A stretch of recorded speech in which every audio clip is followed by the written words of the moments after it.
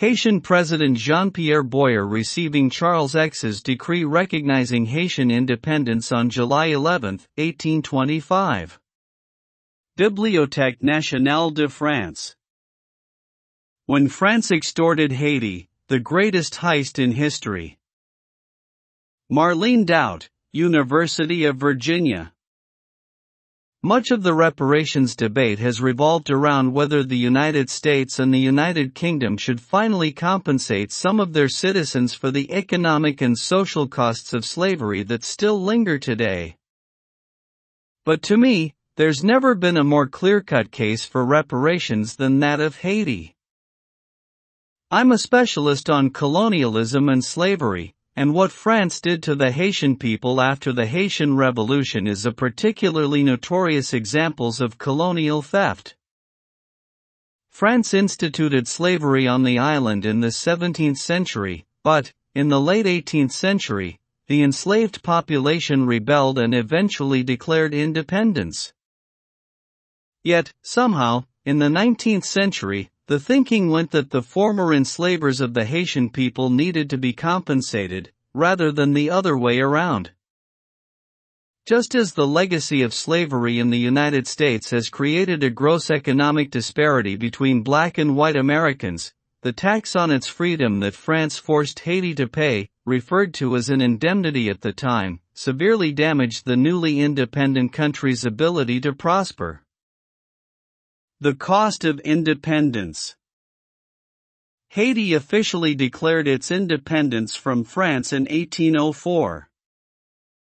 In October 1806, the country was split into two, with Alexander Pétion ruling in the south and Henri Christophe ruling in the north. Despite the fact that both of Haiti's rulers were veterans of the Haitian Revolution, the French had never quite given up on reconquering their former colony. In 1814, King Louis XVIII, who had helped overthrow Napoleon earlier that year, sent 3 commissioners to Haiti to assess the willingness of the country's rulers to surrender. Christophe, having made himself a king in 1811, remained obstinate in the face of France's exposed plan to bring back slavery. Threatening war, the most prominent member of Christophe's cabinet, Baron de Vasty, insisted, "Our independence will be guaranteed by the tips of our bayonets." A portrait of Alexander Pétion. Alfred Nemours Archive of Haitian History, University of Puerto Rico. In contrast, Pétion, the ruler of the South, was willing to negotiate, hoping that the country might be able to pay France for recognition of its independence. In 1803, Napoleon had sold Louisiana to the United States for us 15 million.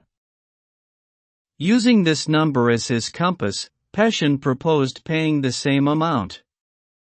Unwilling to compromise with those he viewed as runaway slaves, Louis XVIII rejected the offer. Pétion died suddenly in 1818, but Jean-Pierre Boyer, his successor, kept up the negotiations. Talks, however, continued to stall due to Christophe's stubborn opposition. Deep Knowledge, Daily. Sign up for the Conversations newsletter. Any indemnification of the ex-colonists, Christophe's government stated, was inadmissible. Once Christophe died in October 1820, Boyer was able to reunify the two sides of the country. However, even with the obstacle of Christophe gone, Boyer repeatedly failed to successfully negotiate France's recognition of independence. Determined to gain at least suzerainty over the island, which would have made Haiti a protectorate of France, Louis XVIII's successor, Charles X, rebuked the 2 commissioners Boyer sent to Paris in 1824 to try to negotiate an indemnity in exchange for recognition. On April 17, 1825, the French king suddenly changed his mind. He issued a decree stating France would recognize Haitian independence but only at the price of 150 million francs, or around 10 times the amount the U.S. had paid for the Louisiana Territory. The sum was meant to compensate the French colonists for their lost revenues from slavery. Baron de Macaw, whom Charles X sent to deliver the ordnance, arrived in Haiti in July, accompanied by a squadron of 14 brigs of war carrying more than 500 cannons.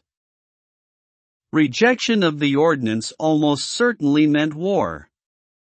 This was not diplomacy. It was extortion. With the threat of violence looming, on July 11, 1825, Boyer signed the fatal document, which stated, "The present inhabitants of the French part of Saint-Domingue shall pay, in 5 equal installments, the sum of 150 million francs, destined to indemnify the former colonists." French prosperity built on Haitian poverty.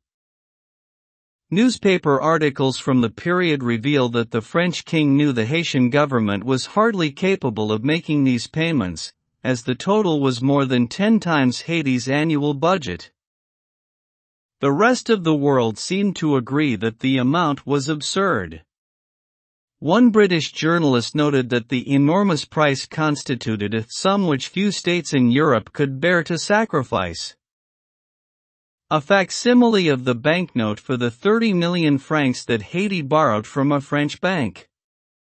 Le Pelletier de Saint-Rémy, Étude et solution nouvelle de la question haïtienne. Forced to borrow 30 million francs from French banks to make the first 2 payments, it was hardly a surprise to anyone when Haiti defaulted soon thereafter. Still, the new French king sent another expedition in 1838 with 12 warships to force the Haitian president's hand. The 1838 revision, inaccurately labeled Traité d'Amity or Treaty of Friendship, reduced the outstanding amount owed to 60 million francs, but the Haitian government was once again ordered to take out crushing loans to pay the balance.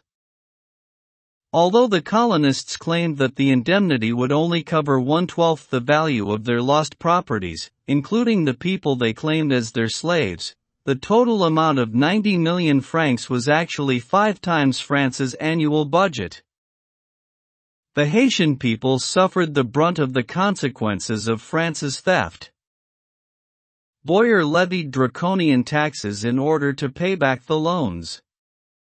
And while Christophe had been busy developing a national school system during his reign, under Boyer, and all subsequent presidents, such projects had to be put on hold.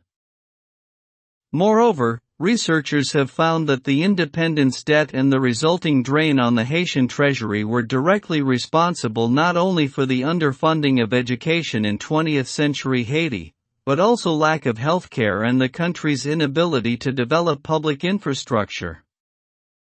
Contemporary assessments, furthermore, reveal that with the interest from all the loans, which were not completely paid off until 1947, Haitians ended up paying more than twice the value of the colonists' claims.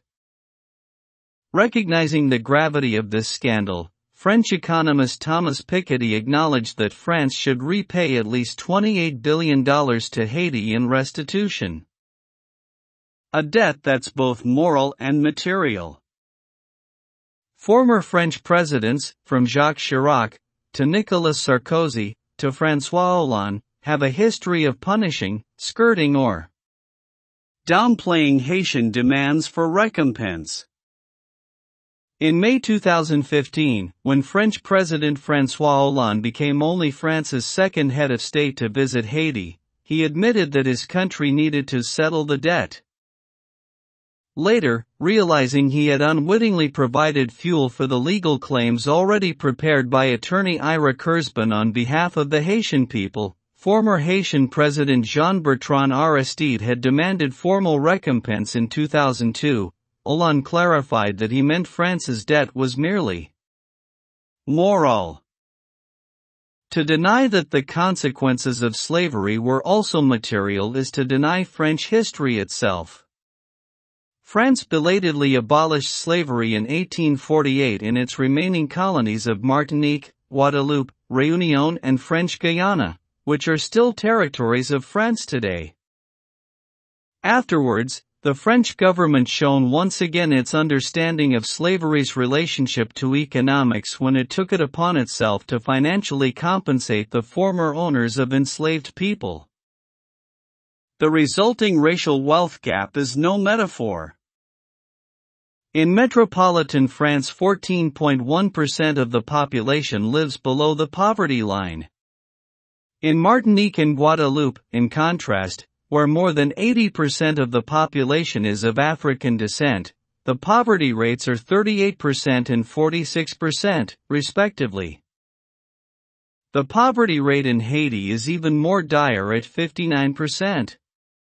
And whereas the median annual income of a French family is $31,112, it's only $450 for a Haitian family.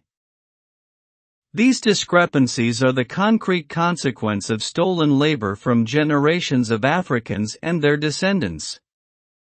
And because the indemnity Haiti paid to France is the first and only time a formerly enslaved people were forced to compensate those who had once enslaved them, Haiti should be at the center of the global movement for reparations.